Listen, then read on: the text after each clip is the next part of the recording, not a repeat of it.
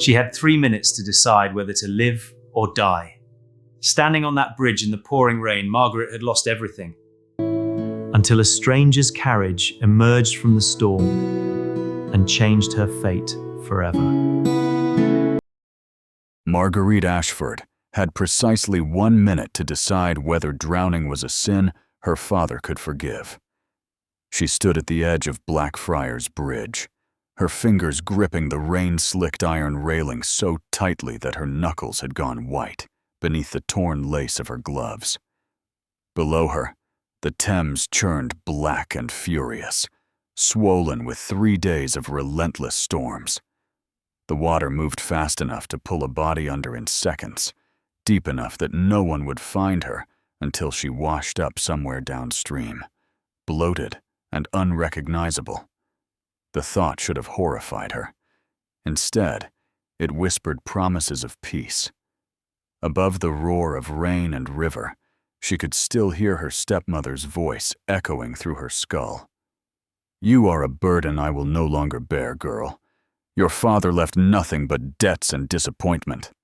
I have secured my own future, and there is no place in it for his bastard daughter." Marguerite had tried to explain that she was not a bastard, that her mother and father had been properly married in the church at Hartwell, that the parish records could prove it. But Lady Constance Ashford had simply laughed, a sound like breaking glass, and gestured to the 2 footmen standing in the doorway of Ashford House. "Remove her. I do not care where she goes, so long as I never see her face again." They had dragged her through the servants' entrance, past the scandalized faces of the cook and the scullery maids who had known her since childhood, and thrown her into the alley behind the townhouse. The door had slammed shut with such finality that Marguerite knew, bone deep, that it would never open for her again. Her stepmother had won. At the house that bore her father's name, the fortune he had built through years of careful investments, the very chairs he had sat upon, all of it now belonged to Constance and her new husband, a textile merchant from Manchester with cold eyes and colder hands. Marguerite had nowhere to go, no relatives who would claim her, no fortune of her own, not even a proper cloak to keep out the November rain. So she had walked through Mayfair, where the gas lamps glowed warm behind curtained windows, through the narrow streets of Clerkenwell, where women sold themselves for pennies, all the way to this bridge, where the water offered the only mercy left in London. She leaned forward, just slightly, testing her courage. The horses came out of nowhere. 4 massive black beasts pulling a carriage that gleamed like obsidian, even in the downpour, yet their hooves striking the cobblestones with such force that Marguerite felt the vibrations through the soles of her ruined shoes. She turned her head just as the carriage bore down upon her, and for one crystalline moment, she thought perhaps God had decided to make the choice for her. Then a voice cut through the storm like a sword through silk. "Halt!" The driver pulled the reins so hard, the horses reared up, screaming, their front legs pawing at empty air. The carriage lurched to a stop, mere feet from where Marguerite stood frozen against the railing. Steam poured from the horses' nostrils. Rain hammered against the lacquered black roof. And then the door flew open with such violence that it bounced against the side of the carriage. A man emerged, and Marguerite forgot how to breathe. He was tall, well over 6 feet, with shoulders broad enough to block out the lamplight behind him. His greatcoat was black, superfine wool, cut in the severe military style that marked him as a man of fashion and consequence. No hat covered his dark hair, which the rain had plastered to his skull in a way that only emphasized the sharp angles of his face. His jaw could have been carved from marble. His nose had been broken at least once, and his eyes, when they locked onto hers, were the color of steel heated in a forge, gray shot through with silver, and something that looked almost like fury. "Step away from that railing." His voice carried the unmistakable accent of the aristocracy, each word precisely formed, but underneath ran a current of command that suggested military service. Now. Marguerite's throat had closed, but she could not have spoken if her life depended upon it, which perhaps it did. The man moved toward her, his boots splashing through puddles, his coat billowing behind him like the wings of some great predatory bird. He stopped just out of arm's reach and studied her with an intensity that made her skin prickle beneath her soaked dress. "Are you injured?" he demanded. She shook her head. "Are you ill?" Another shake. "Then why in God's name are you standing on a bridge in the middle of a tempest looking at the water like it holds the answer to every question you've ever asked?" The specific detail of his phrasing cut through her paralysis.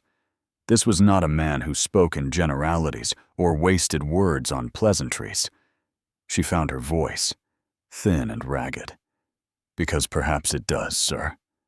His eyes narrowed. He took one step closer, and now she could smell him over the rain, leather and tobacco and something sharper, like gunpowder or perhaps simply danger. "You were going to jump." It was not a question.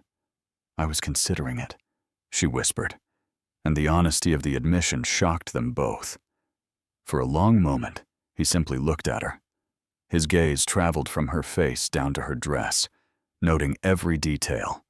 The expensive fabric now ruined, the quality of the stitching, the way the bodice had been taken in recently, as if she had lost weight she could not afford to lose. When his eyes returned to hers, something in his expression had shifted. "What is your name? Does it matter?" "It matters to me." The firmness in his voice left no room for evasion. "Marguerite," she said quietly. "Marguerite Ashford." She watched recognition flicker across his face, and the Ashford name still carried weight in certain circles, though how much longer that would last, she could not say. Her stepmother would see to it that any remaining reputation was thoroughly destroyed. "I am Tristan Whitmore, Duke of Ravencross." He said it without arrogance, as though he were stating a fact as simple as the rain falling around them. "And you are coming with me." "I most certainly am not." Marguerite's spine straightened, despite the cold and exhaustion. "I do not know you, Your Grace. I will not simply climb into your carriage like some desperate girl with no other options." His tone was not cruel, merely factual. "That is precisely what you are, Miss Ashford. I am offering you an alternative to the Thames. I suggest you take it." "So that I may be ruined by scandal instead of by water?" "I think not." "You misunderstand me." The Duke moved closer still, and now Marguerite could see the rain streaming down his face, catching in the dark stubble along his jaw. "I am not offering you anything improper. I am offering you transportation to safety and time to collect your thoughts in surroundings more conducive to rational decision-making than a bridge in a storm. My sister will serve as chaperone. My housekeeper will provide you with dry clothing and a warm meal. And in the morning, when the rain has stopped and you are no longer hypothermic, we will discuss what is to be done about your situation like civilized people." "Do you find those terms acceptable?" Marguerite stared at him. In her experience, men did not help young women without expecting something in return. And her stepmother's new husband had made that abundantly clear during the 3 weeks before Constance threw her out, his hands always finding reasons to brush against her waist, her shoulders, the back of her neck. She had learned to move through Ashford House like a ghost, keeping to the servants' passages, never lingering in any room where she might be alone with him. But this man, this Duke, looked at her as though she were a problem requiring a logical solution rather than a piece of property to be claimed or discarded according to convenience. Why? The question escaped before she could stop it. "Why would you help me?" Something flickered in his eyes, something dark and painful that was gone before she could name it. "Because 2 years ago, I did not help someone who needed it, and she died. I will not make that mistake twice." The raw honesty of the statement hit Marguerite like a physical blow. She looked at the Duke of Ravencross, at this stranger with rain streaming down his aristocratic face and haunted shadows in his eyes, and made a choice that would alter the course of her entire life. "Very well, Your Grace. I accept your offer." He nodded once, sharp and decisive, and then did something that shocked her to her core. He removed his greatcoat and draped it over her shoulders. The garment was enormous on her, still warm from his body, smelling of him and the rain and something indefinably masculine. Then, before she could protest, he swept her up into his arms as though she weighed nothing at all. "Your Grace," she gasped. "This is most improper. I can walk. You must not." "You are barefoot," he interrupted, already striding toward the carriage. "I observed it when you turned. Your shoes are gone. The cobblestones will shred your feet before you make it 10 paces. Be silent, and allow me to exercise what small gallantry I possess." Marguerite fell silent, not because he commanded it, but because his arms around her felt like the first safe place she had occupied in 2 years. He carried her to the carriage and lifted her inside with a gentleness that contradicted the severity of his features. The interior was luxurious beyond anything she had seen. Burgundy velvet seats and brass fittings, and a small brazier that filled the space with blessed warmth.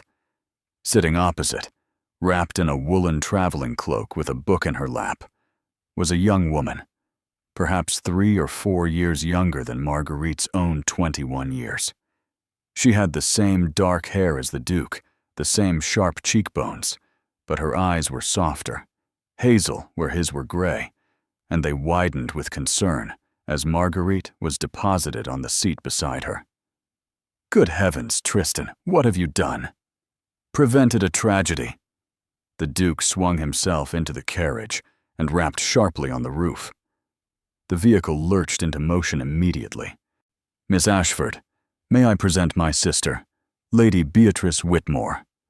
Beatrice, this is Miss Marguerite Ashford, and she will be our guest for the foreseeable future." Beatrice set her book aside and immediately began fussing over Marguerite, tucking the traveling cloak more securely around her, checking her forehead for fever with a cool palm. "You are frozen through, you poor dear. How long were you out in this dreadful weather? I am not certain." Time had become slippery somewhere between leaving Ashford House and reaching the bridge. "Several hours, perhaps. Several hours," Beatrice repeated, shooting her brother a look of mingled horror and accusation. "Tristan, we must get her to Ravencross House immediately. She needs a hot bath, warm food, Mrs. Pemberton's special tonic, all of which she shall have," the Duke assured her. Now that he had settled into his seat across from them, his long legs stretched out in a way that took up most of the available floor space. His arms crossed over his broad chest, but his eyes never left Marguerite's face. "Miss Ashford has had a rather difficult evening. She will be staying with us until other arrangements can be made." "Other arrangements?" Marguerite heard her own voice as though from a great distance. "What sort of arrangements?" "That depends entirely upon what you wish to do with your life." The Duke leaned forward slightly, his elbows resting on his knees. "But we will discuss that tomorrow. For now, you need rest." The carriage rolled through the London streets, leaving the Thames and the bridge and her almost death behind. Marguerite sat wrapped in borrowed warmth, flanked by strangers who treated her with more kindness than her own family had shown in years, and felt something dangerous begin to unfold in her chest. It felt almost like hope, fragile as spun glass, terrifying as a loaded pistol, and she had no idea what to do with it. Marguerite woke to silence so complete it felt like another world entirely. For one disoriented moment, she thought she had died after all, that the Thames had claimed her, and this was whatever came after. But then she felt the softness of linen sheets against her skin, smelled the faint lavender sachets tucked beneath the pillows, and realized she was simply in a bed more luxurious than any she had slept in since her father's death. Ravencross House. She was at Ravencross House. Pale morning light filtered through heavy velvet curtains, the color of sapphires. But the room itself was enormous, larger than her entire quarters had been at Ashford House during those final miserable months. A fire crackled in the marble hearth. Her ruined dress had vanished, replaced by a nightgown of softest cambric that certainly belonged to Lady Beatrice. A knock sounded at the door, followed by the entrance of a woman in her middle years with kind eyes and the bearing of someone accustomed to managing large households. "Good morning, Miss Ashford. I am Mrs. Pemberton, the housekeeper. Her ladyship asked me to see to your needs." "I should not be here," Marguerite said quietly. "This is entirely inappropriate. My reputation—" "Your reputation is quite safe, I assure you." Mrs. Pemberton moved to the wardrobe and withdrew a day dress of deep blue merino wool. "Lady Beatrice has been telling everyone that you are her dear friend from finishing school, come to stay whilst your aunt recovers from an illness in Bath. His Grace has been most particular about ensuring all proprieties are observed." The dress fit perfectly, which should not have surprised her. The Duke of Ravencross seemed like a man who attended to details others might overlook. After Mrs. Pemberton helped her with her hair, arranging it in a simple style appropriate for mourning, Marguerite was escorted downstairs to a breakfast room that overlooked gardens still green despite the late season. The Duke stood at the window, dressed in riding clothes, a cup of coffee in his hand. He turned when she entered, and Marguerite saw him truly for the first time in daylight. He was perhaps 30 years old, yet with the weathered look of a man who had seen war. A thin scar ran along his left temple, barely visible unless you knew to look for it. "Miss Ashford, I trust you slept well." "Better than I have in 2 years, Your Grace." The honesty escaped before she could dress it in polite lies. Something flickered in his expression. "Good. Please, sit. We have matters to discuss." Beatrice arrived moments later, full of cheerful energy, and insisted Marguerite eat a proper breakfast while she chattered about the season and various social obligations. But Marguerite could feel the Duke's gaze on her, patient but intent, waiting. Finally, when the plates were cleared and Beatrice had been gently dismissed to her music practice, the Duke set down his coffee cup and looked at Marguerite directly. "I have made inquiries," he said without preamble. "Your stepmother has already begun spreading rumors that you ran away with a tradesman, that your character was always questionable, that your father spoiled you beyond redemption. She is systematically destroying your reputation to prevent you from making any claim against the estate." Marguerite's hands tightened in her lap. "I expected as much. I am offering you 3 options."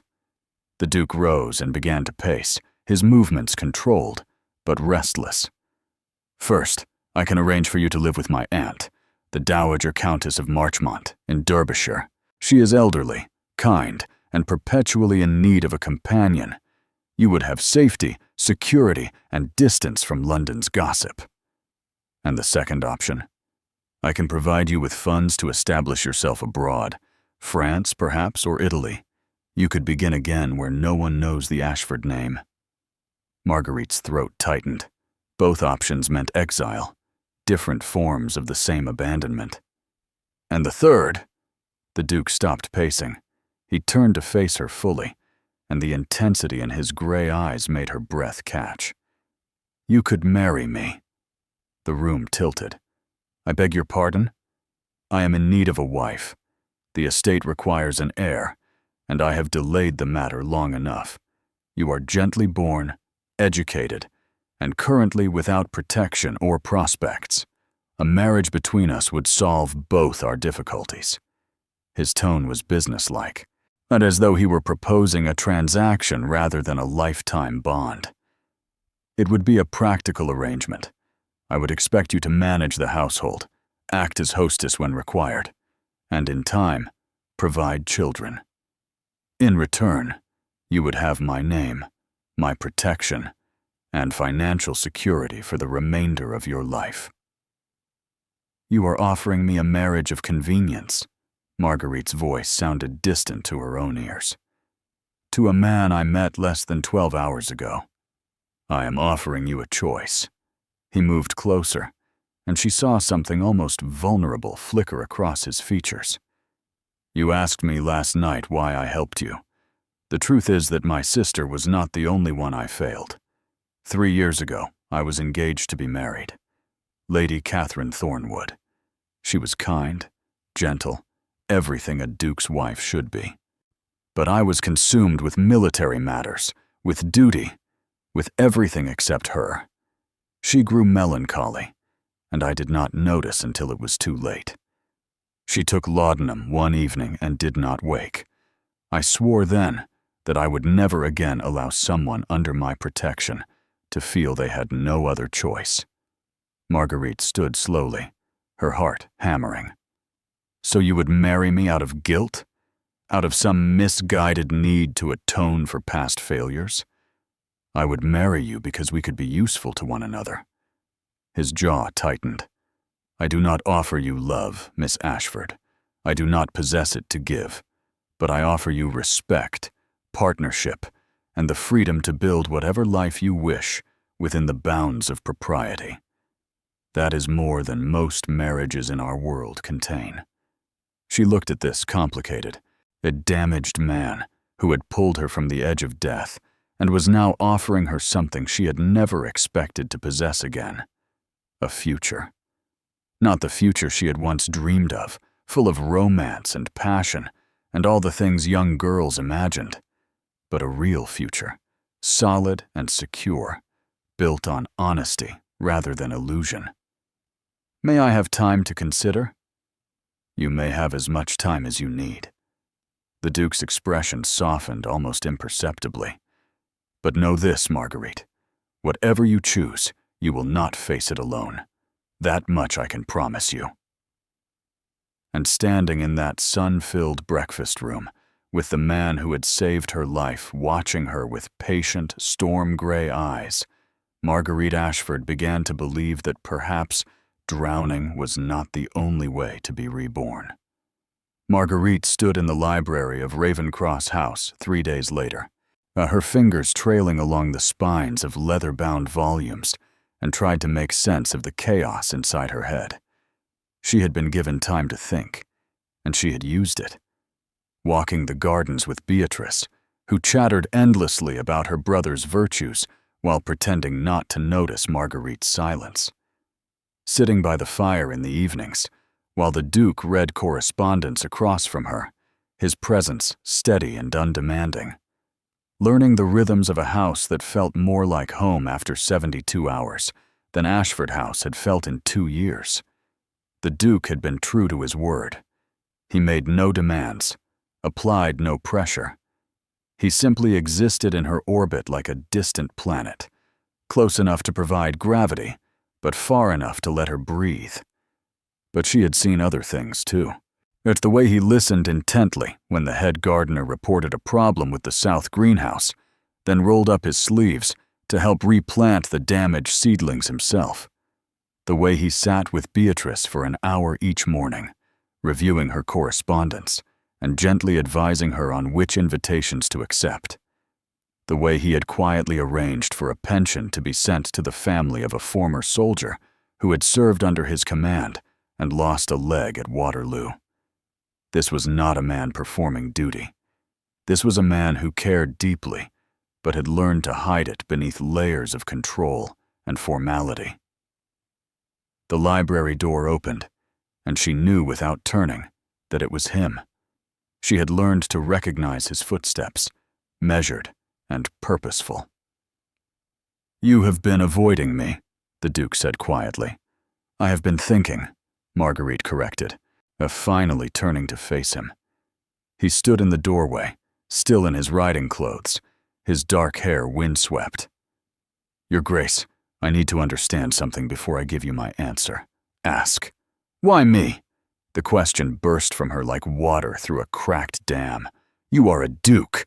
You could have your pick of eligible ladies, girls with dowries and connections and unblemished reputations. Why would you tie yourself to someone society will view as damaged goods?" He was quiet for a long moment, his gray eyes searching her face.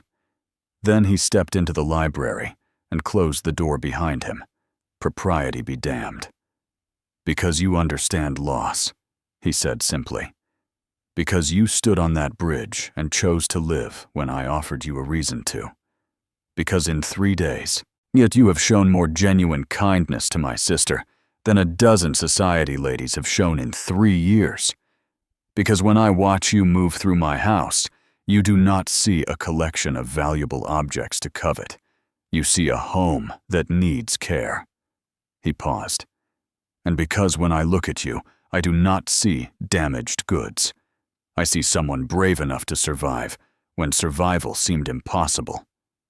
Marguerite felt tears prick her eyes. "I am terrified." "Of me? Of hoping again? Of believing that something good might actually last?" Her voice cracked. "Every good thing in my life has been taken away. My mother when I was 12, my father 2 years ago, my home, my name, everything. What happens when this is taken too?" The Duke crossed the space between them in 3 strides. He did not touch her. But he stood close enough that she could feel the warmth radiating from him, close enough that she had to tilt her head back to meet his eyes. "I cannot promise you that tragedy will never touch us again," he said, his voice rough with emotion she had never heard from him before. "I cannot promise you passionate declarations or romantic gestures. I have forgotten how to be those things, if I ever knew. But I can promise you this, Marguerite Ashford. If you take my name, I will spend every day for the rest of my life ensuring you never again feel disposable. You will have a home no one can take from you. You will have my protection, my respect, and my absolute loyalty. And if, God willing, you can teach this broken soldier how to feel something beyond duty again, well, then perhaps we might build something even better than what either of us lost." Marguerite looked up at him, at this man who had saved her life and was now offering her a future, and felt the last of her resistance crumble. "I have one condition." His eyebrow raised. "Name it. We try, truly try, not just a business arrangement, but a real marriage." She took a shaky breath. "I do not expect you to love me tomorrow or next month or even next year. But I need to know you are willing to try, because I think, Your Grace, that I could very easily fall in love with you, and I refuse to do that alone." Something extraordinary happened then. The Duke of Ravencross smiled, a real smile, not the polite expression he wore for society, but something genuine and almost boyish that transformed his entire face. "Then we shall try together," he said softly. And then, with a gentleness that stole her breath, he took her hand and raised it to his lips. "Will you marry me, Marguerite?" "Yes." The word came out steady and sure. "Yes, I will marry you, Tristan." 6 months later, Marguerite stood in the gardens of Ravencross House and watched her husband explain the finer points of rose cultivation to a group of veterans he had invited to learn estate management. The spring sun caught the silver threads beginning to appear in his dark hair. His laugh, still rare but growing more frequent, carried across the garden. Beatrice appeared at her elbow, linked their arms together, and sighed contentedly. "You know, What, when Tristan carried you into this house soaking wet and half dead, I thought he had finally gone mad. But I was wrong. He had finally come back to life. Marguerite squeezed her sister-in-law's hand and smiled. We both did. That evening, as she and Tristan sat by the fire in their private sitting room, his hand found hers in the space between their chairs. It was a small gesture, simple and unplanned, but it meant everything. Are you happy? He asked quietly. Marguerite thought about the girl on the bridge, about the water below, and the despair that had nearly consumed her. Then she looked at the man beside her, no longer a stranger, but her partner, her friend, and increasingly, her love. Yes, she said, and meant it with her whole heart. I am happy. And in that moment, in that house that had become home, but Marguerite understood that sometimes the greatest love stories begin not with passion, but with choice. The choice to live, the choice to trust, the choice to try. And she would choose him every day for the rest of her life.